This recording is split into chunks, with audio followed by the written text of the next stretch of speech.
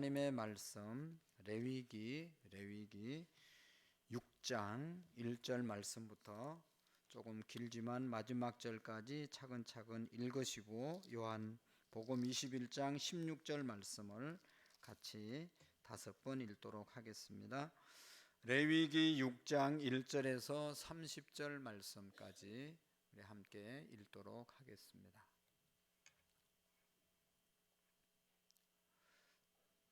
6장 1절 여호와께서 모세에게 말씀하여 이르시되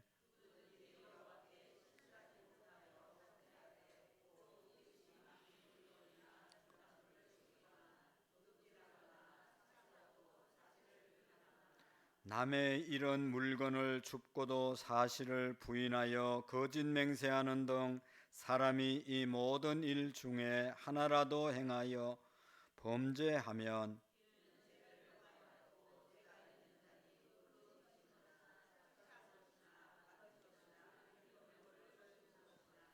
그 거짓 맹세한 모든 물건을 돌려보내되 곧 그 본래 물건의 5분의 1을 더하여 돌려보낼 것이니 그 죄가 드러나는 날에 그 임자에게 줄 것이요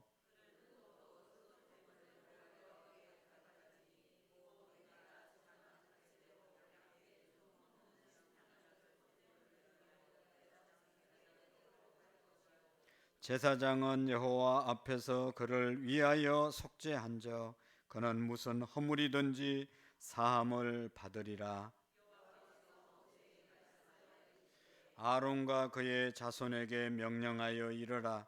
번제의 규례는 이러하니라. 번제물은 아침까지 제단 위에 있는 석쇠 위에 두고 제단의 불이 그 위에서 꺼지지 않게 할 것이요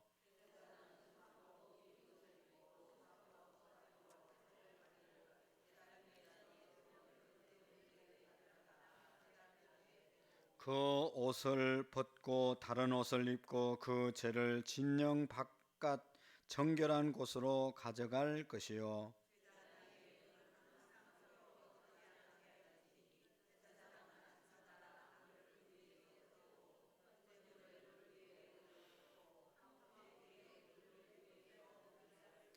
불은 끊임이 없이 제단 위에 피워 꺼지지 않게 할지니라.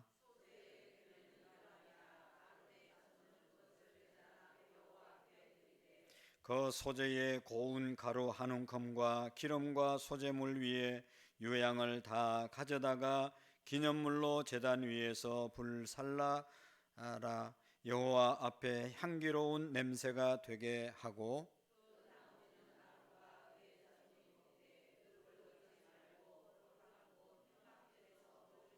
그것에 누룩을 넣어 굽지 말라. 이는 나의 화제물 중에서 내가 그에게 주어 그들의 소득이 되게 하는 것이라. 속죄제와 속건제 같이 지극히 거룩한즉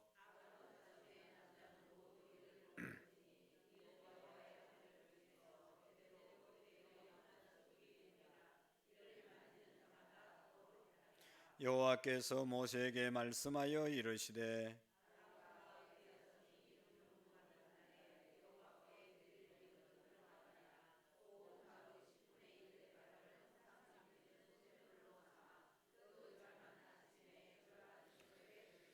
그것을 기름으로 반죽하여 철판에 굽고 기름에 적셔 썰어서 소재와 여호와께 드릴 향기로운 냄새가 되게 하라.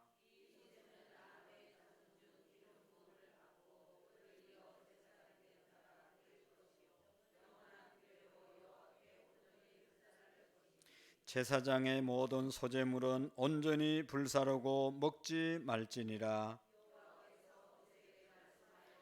아론과 그의 아들들에게 말하여 이르라. 속죄제의 규례는 이러하니라. 속죄제 제물은 지극히 거룩하니 여호와 앞에 번제물을 잡는 곳에서 그 속죄 제물을 잡을 것이요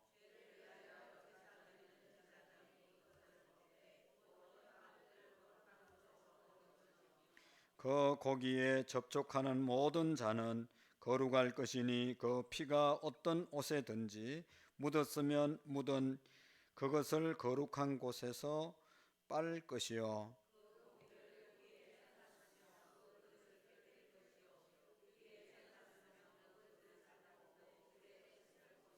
제사장인 남자는 모두 그것을 먹을지니 그것은 지극히 거룩하니라. 그러나 피를 가지고 회막에 들어가서 성소에서 속죄한 한 속죄제 제물은 고기는 먹지 못할지니 불사를 지니라. 아멘. 요한복음 21장 16절 말씀 5번 읽도록 하겠습니다. 시작. 또 두 번째 이르시되 요한의 아들 시몬아 내가 나를 사랑하느냐 하시니 이르되 주님 그러하나이다. 내가 주님을 사랑하는 줄 주께서 아시나이다. 이르시되 내 양을 치라 하시고 또 두 번째 이르시되 요한의 아들 시몬아 내가 나를 사랑하느냐 하시니 이르되 주님 그러하나이다. 내가 주님을 사랑하는 줄 주께서 아시나이다. 이르시되 내 양을 치라 하시고 또 두 번째 이르시되 요한의 아들 시몬아 내가 나를 사랑하느냐 하시니 이르되 주님 그러하나이다. 내가 주님을 사랑하는 줄 주께서 아시나이다. 이르시되 내 양을 치라 하시고 또 두 번째 이르시되 요한의 아들 시몬아 내가 나를 사랑하느냐 하시니 이르되 주님 그러하나이다. 내가 주님을 사랑하는 줄을 주께서 아시나이다. 이르시되 내 양을 치라 하시고 또 두 번째 이르시되 요한의 아들 시몬아 내가 나를 사랑하느냐 하시니 이르되 주님 그러하나이다. 내가 주님을 사랑하는 줄을 주님께서 아시나이다. 이르시되 내 양을 치라 하시고. 아멘. 주님 사랑하십니까? 우리 주님이 오늘 우리에게 네가 나를 사랑하느냐 물으신다면 여러분 우리가 이 고백으로 하나님께 고백할 수 있기를 바랍니다. 다시 한번 우리 두 손을 가슴에 얹고 내가 주님을 사랑합니다. 그냥 하는 게 아니라 이 두 번째 여기 16절 다시 한번 두 손을 가슴에 얹고 주님 앞에 응답하는 그런 심정으로 읽겠습니다. 시작. 또 두 번째 이르시되 요한의 아들 시몬아 내가 나를 사랑하느냐 하시니 이르되 주님 그러하나이다. 내가 주님을 사랑하는 줄을 주님께서 아시나이다. 이르시되 내 양을 치라 하시고. 아멘. 할렐루야. 예수님 믿는 것이 뭐냐? 예수님 잘 믿는 것이 뭐냐? 제대로 잘 믿음으로 사는 것이 뭐냐? 한마디로 말하면 잘 살고 우리가 정말로 믿음으로 승리하기 위해서 주님의 부르심에 응답하는 삶을 사는 그러한 방법이 뭐 많이 하는 것도 중요하지만 먼저 네가 나를 사랑하느냐, 내가 주님 사랑하는 것이 고백되어지고 정말로 주님 사랑으로 일을 해야 은혜가 되고 기쁨이 되고 힘들지 않는 줄로 믿습니다. 여러분 사랑하기 때문에 아무 때나 가서 만나고 사랑하기 때문에 오랫동안 함께하고 사랑하기 때문에 어떤 어려움도 견디잖아요. 사랑 때문에 그렇게 살았잖아요. 여러분 우리가 주님을 사랑한다고 말하면서 견디지 못하고 오래 참지 못하고 온유하지 못하고 겸손하지 못하고 하는 것은 문제가 있는 겁니다. 정말로 주님 사랑하면 주님을 위한 일이라면 주님의 일이라면 견디고 참고 겸손하고 온유하고 기쁨으로 감당하게 될 줄로 믿습니다.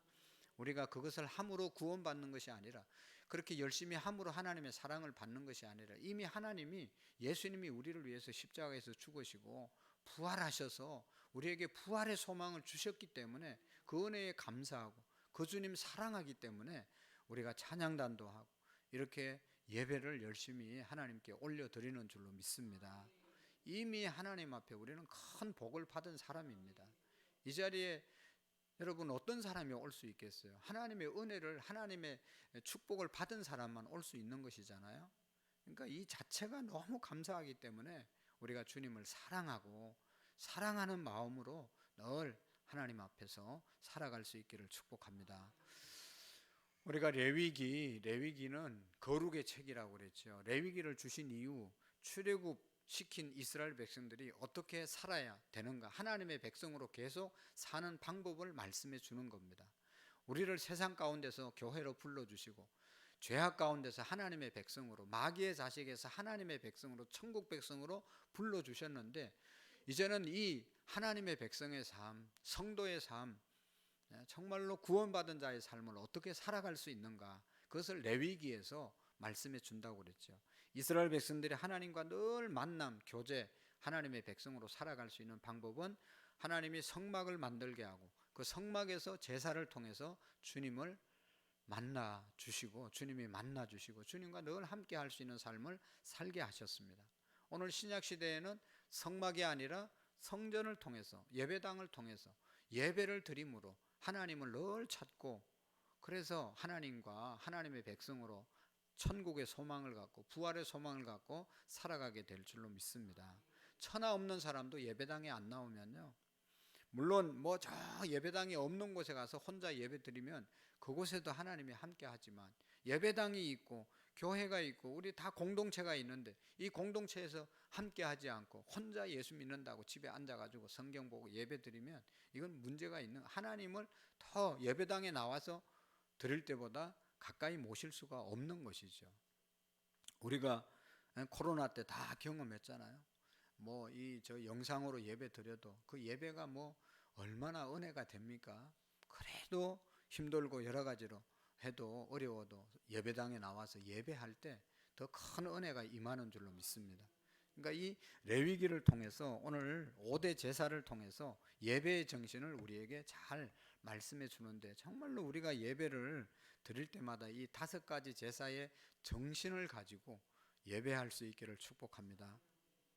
신약에서는 예배, 예수님께서 어떻게 드리라고 그랬어요? 요한복음 4장에 보면 영과 진리로 예배하라, 이렇게 예배하는 자들을 하나님이 찾으시느니라.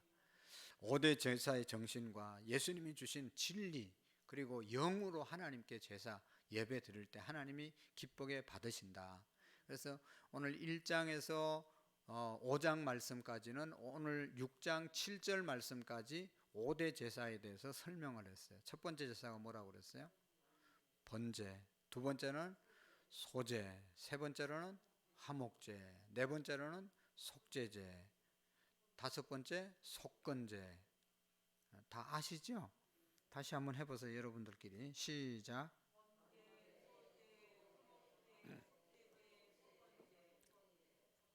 야간반하고 주간반이 잘하는지, 제가 야간반에는 항상 그 저녁에 하루 종일 일하고 오셔가지고 예배드는데 얼마나 힘들겠어요. 그래서 아주 야간반 잘한다고 항상 여러분 없을 때 야간반이 더 잘한다고 날마다 얘기해요. 여러분들이 못한다는 얘기가 아니고 그냥 격려하고 또 잘하기도 하고, 그렇다고 주간반이 못하는 건 아니고, 그러니까 꼭 또 목사님은 야간반 뭐 어쩌고 저쩌고 그러지 마시고 다 훌륭하십니다. 할렐루야. 옆 사람과 한번 인사해봐요. 훌륭하십니다. 주님 사랑합시다. 예배 생활 잘합시다. 네. 그러니까 여러분, 이 5가지 제사 다시 한번 해보겠어요. 그 정신도 우리가 알아야 돼요. 5가지 번제, 뭐 소제, 화목제, 속죄제, 속건제 달달 외우 뿐만 아니라, 번제는 뭐 어떻게 드리는 게 번제인가, 소제는 어떻게 드리는 게 소제인가, 그 정신이 뭔지도 다 아셔야 돼요. 그러면서 예배를 드려야 하나님이 받으시는 예배가 된다는 것이죠. 여러분, 우리가 이번 주인가요? 지난 주에 이제 이번에 셀 모임 해야 되죠. 거기 창세기 4장에 보면 가인과 아벨의 제사가 나오잖아요. 가인도 제사를 드리고 아벨도 제사를 드리고, 오늘 우리 모두가 다 제사를 드리는데 아벨의 제사를 드리는 사람이 있고 가인의 제사를 드리는 사람이 있고, 가인의 제사는 문제가 뭐예요? 하나님이 안 받으셨다는 게 문제잖아요. 드리긴 드렸는데 찬양을 열심히 15분 20분 드렸는데 하나님이 안 받으시면 어떻게 되겠습니까? 아벨의 제사 하나님이 받으셨다. 그래서 우리도 다 이 예배의 정신을, 이 레위기의 정신을 가지고 하나님께 예배하는 그런 우리의 믿음이 되시기를 축복합니다. 여러분, 누가 와서 예배를 인도하고 누가 찬양을 인도하든지 누가 말씀을 전하든지 정말로 이 예배의 정신을 똑바로 가지고 예배할 수 있는 그런 저희들이 될 때 이곳에 하나님의 은혜가 임하는 거죠. 그럴 때 하나님의 은혜가 임하는 겁니다. 그냥 늦게 왔다 일찍 가고 정성도 없이 드리고 죄 회개도 안 하고 뭐 화목하지도 않고 이렇게 예배 드리면 드리는 많아요. 그렇게 수십 년 교회 왔다 갔다 해도 아무것도 남는 게 달라지는 게 없어요. 그러니까 제대로 한 번을 드리더라도 예배가 뭔지 알고 제대로 예배를 드려야 되는 거죠. 여러분 뭐든지 다 그렇잖아요. 제대로 해야지. 남편들이 설거지 해놓은 거 마음에 들어요? 드는 분도 있지만 안 드는 건 제대로 안 했기 때문에 마음에 안 드는 거예요. 그러면 다시 해야 되고 얼마나 짜증납니까? 성질 내잖아요. 그러니까 하나님 성질 나게 하면 안 된단 말이에요. 예배를 드려도 똑바로 하나님이 정말로 기뻐 감동하고 축복할 수 있는 그런 예배를 드려야 되는 겁니다. 그래서 여러분 여기 이제 6장 7절 말씀까지는 이제 지난주에 5번째 제사 속건제를 말씀했는데 이 속건제의 내용이 6장 7절 말씀까지 포함되어 있어요. 이 속건제는 어떤 제사라고 그랬어요? 잘못을 하나님 앞에도 회개하지만 사람 앞에서 또 하나님 앞에서 내가 배상해야 될 것은 배상하면서 회개하라. 제사를 드려라. 그래서 남의 물건 훔쳤으면 뭐 4배를 갚고 또 5배를 갚고 절반을 갚고 이런 것들이 다 규례에 나와 있잖아요. 그러니까 잘못했어요. 하나님 잘못했습니다. 그리고 그랬으면 하나님께 잘못했다고 하면 또 사람에게 피해를 입힌 게 있으면 그 사람에게도 가서 배상을 하라고 하는 것이죠. 그게 속건제 제사입니다. 하나님의 성물 뭐 이게 다 하나님께 드려진 거 다 예배당 물건이 다 성물이라고 그랬잖아요. 이 성물을 부주의해서 손상을 시켰으면 배상하라. 또 사람들에게도 내가 피해를 입혔으면 배상하라. 이게 속건제입니다. 속죄제는 뭐라고 그랬어요? 다 죄를 사하는 제사이지만 그런 면에서 공통점이 있지만 속죄제는 사실은 내가 잘 모르고 행동했는데 나중에 말씀해 보니까 이게 죄가 되고 잘못한 것이다. 그러면 그때라도 뉘우쳐서 회개해야 한다는 것이죠. 모르고 지은 죄도 죄라는 것이죠. 그래서 모르고 짓는 죄를 안 범하기 위해서는 하나님의 말씀을 잘 알아야 된다. 그런 말씀을 드렸습니다. 그 다음에 화목제는 제사를 드리고 난 다음에 그 제물을 모든 사람과 함께 화목하게 나누라는 것이죠. 나눔, 화목해야 된다. 예배 열심히 드리고 화목하지 않는 그런 예배는 잘못된 예배고, 예수님이 뭐라고 그랬어요? 제물을 제단에 드리다가 형제를 화나게 한 것이 생각나거든 가서 제물을 이곳에 두고 가서 화해하고 와서 다시 드리라 말씀했잖아요. 그래 예배 드리고 나면 다 화해를 해야 되거든요. 근데 교회 안에 그런 면들이 모자라는 부분들이 많이 있잖아요. 어떤 교회는 막 그냥 너무 은혜스럽지 않는 그런 일들이 많이 있어요. 그건 예배를 제대로 드린 게 아니에요. 예배 드리고 나면 다 화목해야 됩니다. 다 풀어야 됩니다. 그래야 하나님께서 받으시고 예수님이 말씀하셨잖아요. 그 다음에 소제는 그냥 곡식을 가루를 만들어서 제일 부드럽게 만들어서 향을 넣고 기름을 넣어서 향기로운 제사로 구워서 하나님께 올려드려요. 최선의 예배, 모든 것을 드려도 정성을 들인 예배, 이것이 소제의 제사입니다. 그래서 우리가 예배당에 올 때 모든 것을 복장도 준비하고 모든 몸가짐을 깨끗하게 준비해서 이렇게 오는 거잖아요. 최선의 예배를 드리려고 하는 거죠. 찬양대가 준비하는 거 막 찬양을 하긴 하는데 준비 없이 드리면 이게 은혜가 안 되는 거죠. 최대한 준비해서 올려드리는 거. 모든 것이 그렇죠. 그 다음에 번제는 뭐예요? 온전한 제사, 처음과 마지막 모든 것을 올려드리는 그런 제사를 우리가 번제라고 말합니다. 그래서 오늘 속건제 7절까지는 속건제고 이제 이런 5가지 제사를 말씀드렸는데 오늘 또 계속해서 반복돼서 여기 보면 함께 읽었지만 8절 말씀부터 13절까지는 번제를 드리는 규례라고 적어 놓았습니다. 규례. 그 다음에 속죄제를 드리는 규례, 이제 방법에 대해서 말씀하고 있죠. 그 다음에 속죄제를 드리는 규례 24절 말씀부터 마지막 절까지. 근데 여기는 이제 앞에 5대 제사가 나왔었는데 여기 나오는 것과 좀 차이점은 뭔가 하면 오늘 이 번제를 드리는데 전에는 회중이 백성이 번제를 드릴 때 어떻게 드리라 라고 하는 그런 말씀이었고, 오늘 우리가 함께 읽은 것처럼 여기 보면 오늘 번제를 드리는 규례에 대해서 말씀하시는 이제 드려야 될 사람에 대해서 말씀하는 것은 아론의 후손들 제사장들은 번제를 어떻게 드려야 되는가에 대해서 여기 잘 말씀해 주고 있죠.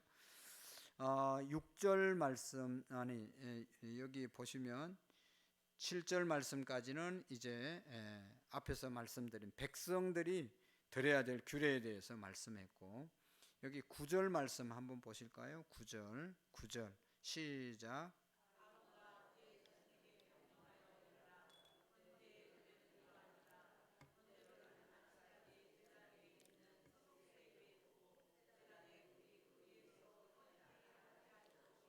아멘. 이제 번제를 드리되 아론과 그의 자손에게 명령하여 이르되, 아론과 그의 자손은 제사장들이잖아요. 제사장들은 어떻게 번제를 드려야 되는가, 제사장이 번제를 드릴 때는 어떻게 드려야 되는가라고 하는 것을 말씀해 주고 있습니다. 13절에도 그런 말씀이 있죠. 이제 있고, 이제 이 10절에서 제사장이라고 하는 그런 말씀이 있습니다. 그래서 여기 보면 제사장들은 이 번제를 드릴 때, 제사를 드릴 때 제사장들이 꼭 해야 할 일이 있습니다. 그게 뭔가 하면 여러분 12절 한번 읽어보실까요? 12절 9절도 아까 읽었죠? 9절. 거기 보면 하반절에 보면 제단의 불이 그 위에서 꺼지지 않게 할 것이요 라고 말씀했습니다. 12절 말씀 시작. 제단 위에 불은 항상 피워 꺼지지 않게 할지니 제사장은 아침마다 나무 그 위에 태우고 번제물을 그 위에 벌려놓고 화목제의 기름을 그 위에 불사라. 불은 끊임이 없이 제단 위에 피워 꺼지지 않게 할지니라. 아멘. 제사장들이 해야 될 가장 중요한 일은 제단에 불이 끓이지 않게 하라. 제단에 뭐가 불이 꺼지지 않게 하라. 제사가 끊이지 않도록 늘 해야 될 사명이 제사장들의 사명이라는 것이죠. 제단에 불이 켜져 있다는 것은 하나님께 대한 제사가 계속 올려진다는 그런 뜻입니다. 그래서 제사장의 사명은 이 제단에서 계속 제사를 올려드릴 수 있게 하는 것이 제사장들의 사명입니다. 할렐루야. 여러분, 그래서 제사장은 누구보다도 이 제사를 계속 올려드리게 하기 위해서는 어떻게 해야 되겠어요? 제사장 자신이 제사를 사모하고 제사를 드리기에 부족함이 없는 그런 삶을 살아야 되겠죠. 제사장이 제사를 싫어하면 어떻게 회중들이 제사를 드릴 수가 있겠어요? 코로나 때 우리 교회가 막 예배 드린다고 막 공격을 많이 받았잖아요. 모든 교회들이. 우리 교회도 계속 주일 예배를 드리면서 막 어떤 사람은 막 말은 안 하지만 또 말을 한 사람도 있고, 막 이럴 때 예배를 꼭 드려야 되냐 이러면서 막 입을 내놓고 나온 사람들이 몇 사람 있어요. 말은 안 하지만 다 알아요. 그리고 내부 고발자가 있었어요. 우리 교인 중에 시청에 고발한 사람이 있어요. 누군지는 이제 말을 하면 안 되죠. 모르죠. 그 사람들이 우리 교회 예배 드리는지 어떻게 알겠어요? 근데 다른 교인들이 우리 교회 예배 드리는 줄 어떻게 알겠어요? 우리 교인이 얘기해서 아는 거죠. 왜냐하면 문자를 토요일마다 계속 보내니까 이 문자 이렇게 보내도 되냐고. 그래서 이제 오후 예배는 딱 2번 안 드려봤어요. 오후 예배 2번.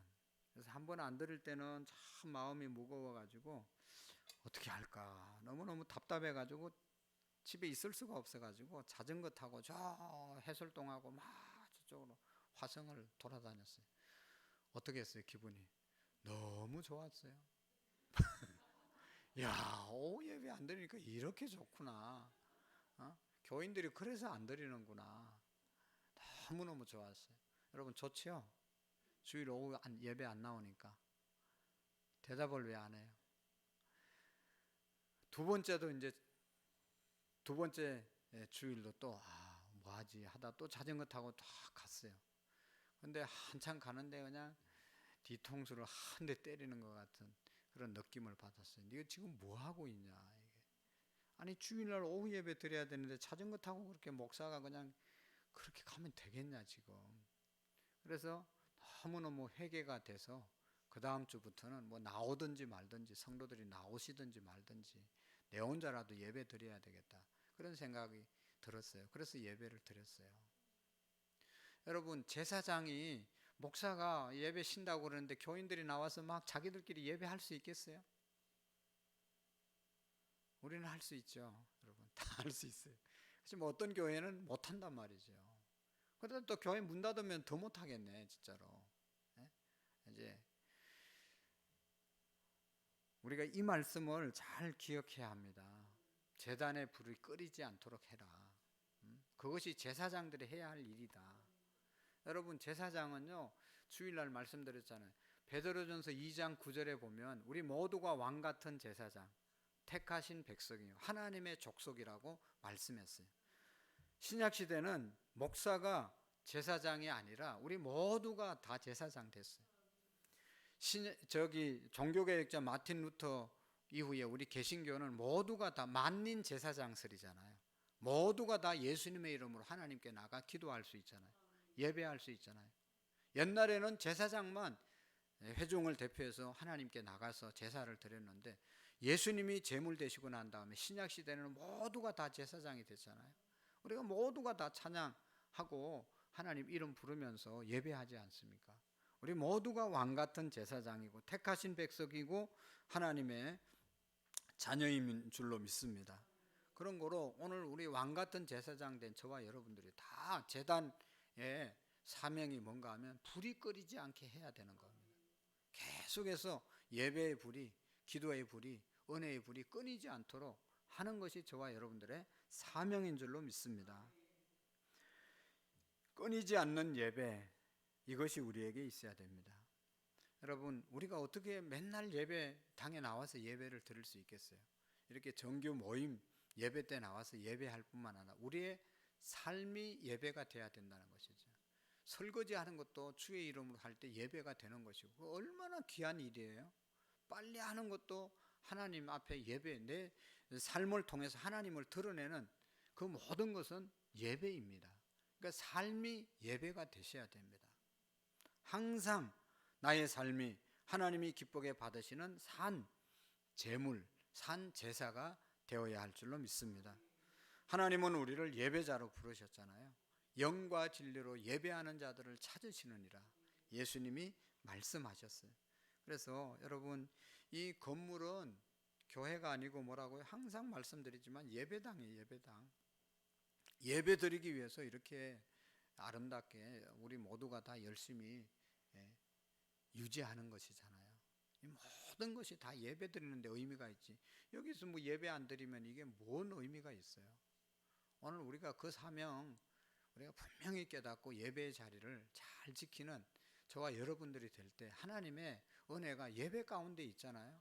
올 때는 힘들고 그렇지만 돌아갈 때는 마음이 기쁘고 평안하고 은혜가 되고 아픈 몸으로 왔을지라도 우리가 돌아갈 때는 좀 덜 아픈 것 같은 그런 느낌이 있지 않아요? 하나님의 은혜가 예배 가운데 있는 겁니다. 그래서 하나님이 은혜 주시려고 부르시는 것이지 뭐 다른 뭐 우리가 예배 드리면서 뭘 얼마나 하나님 앞에 드릴 수 있겠어요? 하나님이 주시기 위해서 오시라고 하시는 겁니다. 여러분 부모님들은 자식이 오면 뭐라도 하나 챙겨주려고 하잖아요. 옛날에 시골에 부모님 있을 때 가면 그냥 뭐라도 하나 주려고 애를 쓰시고 그게 아버지의 마음이고 부모의 마음이잖아요.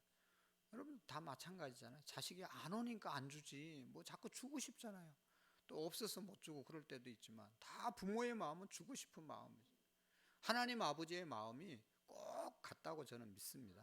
나오는 자에게 하나님이 뭔가를 은혜를 내리워 주시는 것입니다.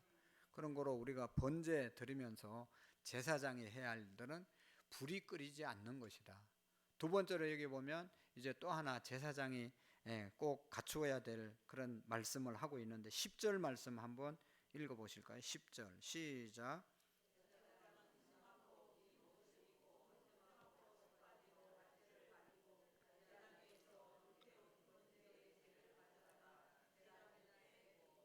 아멘.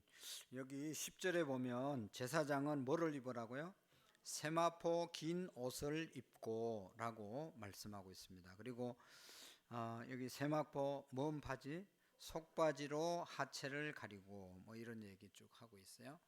그래서 여기에서 중요한 것은 바로 여기 세마포 긴 옷을 입고 라고 하는 그런 말씀입니다. 제사장은 제사장의 복장을 입어야 된다는 겁니다. 이게 이제 이렇게 제사장 복장 전에 봤지만 이렇게 우리 이제 제가 입는 가운처럼 이렇게 길게 치마처럼 돼 있는 옷이잖아요. 뭐 여러 겹이 있지만 그리고 이제 속바지 잘 입어서 속이 드러나지 않도록 이렇게 잘 주의하라고 하시는 그런 이제 말씀이죠. 그러니까 우리가 아는 것처럼 다 복장은 그 사람의 신분, 그 사람의 직업, 그 옷을 입고 나오면 저 사람은 뭐 하는 사람이다 딱 알아보잖아요. 경찰은 경찰 복장을 입으면 뭐 누가 뭐라고 안 해도 경찰인 줄 알고, 예? 은행이나 이런 데 가면 청원 경찰들 다 복장, 청원 경찰 복장을 입고 있으면 그 사람이 안내하고 인도하는 대로 우리가 이렇게 따르고, 군인은 군인의 복장을 입고, 병원에 가면 의사들 간호사들 가운을 입습니다. 그것은 자기의 신분을 말하는 것이죠. 내가 의사입니다. 아무나 와가지고 막 청진기 대고 막 이렇게 하면 안 되잖아요. 자기가 딱 신분이 노출돼야지 우리가 신뢰를 할 수 있는 것이죠. 여러분, 오늘 우리 예수 믿는 사람들은 예수 믿는 표를 내야 된다는 것이에요. 내가 그리스도인이다. 우리가 그리스도로 옷 입고 세상을 살으라고 말하지 않습니까? 여기 로마서 13장 14절 말씀 한번 찾아보실까요? 너무 중요한 말씀이에요. 로마서 13장 14절 말씀, 신약성경 로마서 13장 14절 말씀, 13장 14절 말씀 시작. 오직 주 예수 그리스도로 옷 입고 정욕을 위하여 육신의 일을 도모하지 말라. 아멘. 무슨 옷을 입으라고요? 예수 그리스도로 옷 입고 예수님의 옷을 입고 살 수 있기를 축복합니다. 예수님 옷 입고 나가면 예수 믿는 사람인 줄 다 알죠. 제사장이 세마포 입고 제사를 집도한 것처럼 오늘 우리의 삶이 제사장의 복장이 우리가 입지는 않지만 예수님으로 우리가 옷 입고 살아야 된다. 그래서 옷만 보면 경찰이다, 군인이다, 의사다, 무슨 뭐 작업하시는 분이다 다 아는 것처럼 오늘 우리 딱 보면 사람들이 예수 믿는 사람이구나. 할렐루야. 그걸 여러분 보여줄 수 있어야 된다는 것이죠. 교회는 간다고 그러는데 예수님이 전혀 안 보이면 이건 정말로 큰 문제인 것이죠. 예수님으로 옷 입는 그런 우리의 정체성이 될 수 있기를 축복합니다. 그리스도로 옷 입은 사람처럼 육신을 꾀하지 않고 여기 육신의 정욕을 도모하지 않고 육신의 어떠한 일을 위해서 전력하지 않고 예수님 닮은 구별된 언행, 거룩한 삶을 살아간다는 것이 바로 그리스도로 옷 입고 사는 사람들입니다.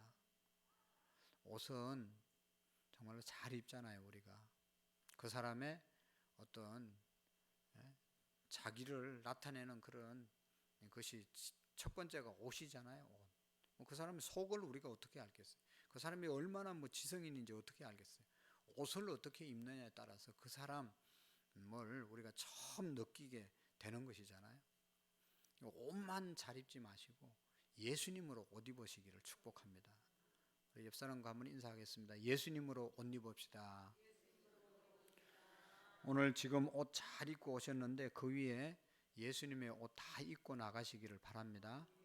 이제 나가면 예수님 사람들이 예수님 오셨네 그렇게 돼야 되는 거죠. 예수님 지금처럼 그렇게 정말로 옷을 입으셔야 돼요. 예비군복 입으면 예비군입니다. 제일 사람들이 남자들이 쉽게 망가지는 것이 예비군복 입. 요즘 예비군 복 입은 사람 별로 볼 수가 없네요. 옛날에는 많았는데 예비군복만 입으면 막 그냥 희한한 사람들이 되잖아요. 그렇게 고상한 사람들도 그냥 아무데나 막 거시기 하고 막 이렇게 말도 안 듣고 막 지독실이 말을 안 들어요. 아이고, 그 옷을 근데 딱 예비군복 벗고 양복 딱 입히면 그때부터 다 신사가 되잖아요. 아이고 말도 점잖하게 하고 아무데나 오줌 누라고 그래도 안 누고 예수님의 옷을 입어야죠. 우리의 은행이 정말로 하나님께 참 제사장의 삶을 살아갈 수 있기를 축복합니다. 그리고 여기 이제 14절 말씀부터 23절 말씀까지 보면 소제에 관한 규례, 소제, 가루를 빻아서 하나님께, 아니 곡식을 빻아서 가루로 하나님께 올려드리는 그런 제사, 이제 정성을 들여서 드려야 된다. 근데 여기 15절 말씀 한번 보실까요? 15절 소제의 규례는 이러하니라 쭉 말씀하고 15절 시작.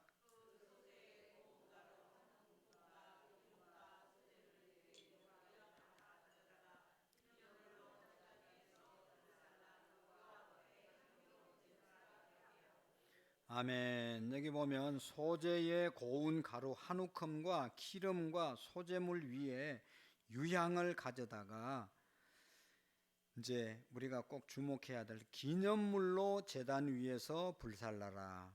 기념물. 그리고 여호와 앞에 향기로운 냄새가 되게 하고 기념물. 여러분 기념물이 뭡니까? 천년 기념물 우리나라 많이 있죠. 천년 동안 기념을 해야 된다 그런 뜻인가 모르겠는데 하여튼 천년 기념물은 손상하면 안 되잖아요. 그대로 잘 보존해야 되는 거잖아요. 여러분 왜 잘 보존해야 됩니까? 그만큼 가치 있고 너무 귀중하기 때문에, 그리고 거기에 뭔가 정신이 있기 때문에 기념하자는 것 아니겠어요? 결혼 기념일 여러분 다 있으시죠? 없어요? 결혼 안 하셨구만. 결혼 기념일 안 지키면 막 성질내는 사람들, 그거 왜 지키는 겁니까? 생일 기념일 왜 지키는 거죠? 그때가 너무 중요한 날이잖아요. 우리가 만나서 결혼을 하고 결혼하고 그래서 지금 삶을 시작한 날이니까 그때의 마음으로, 그때 정신으로, 그때처럼 다시 새롭게 시작하자, 그런 의미가 있지 않겠어요? 밥만 먹고 또 헤어질 때 싸우고 그러려면 결혼 기념일 할 필요가 없는 거죠. 정말로 우리가 만나서 나와 결혼해줘서 너무 고맙다 그러면서 격려하고 서로 다시 새로운 마음으로 시작하려고 하는 그런 마음이 결혼 기념일이잖아요. 그러니까 기념될 만한 날이 기념일입니다. 그날 없으면 의미가 없는 그런 날, 그래서 그날을 잘 지키는 그런 날이 기념일이잖아요. 우리나라에 국경일이 있잖아요. 나라가 기념해야 될 그런 날, 그날 우리가 그 의미를 잘 기억하면서 보존해야 되는데 요즘은 그냥 공휴일이라고 얘기해요. 공휴일. 그래서 그냥 공치고 그냥 노는 날로 생각하는데 이건 너무 안타까운 거예요.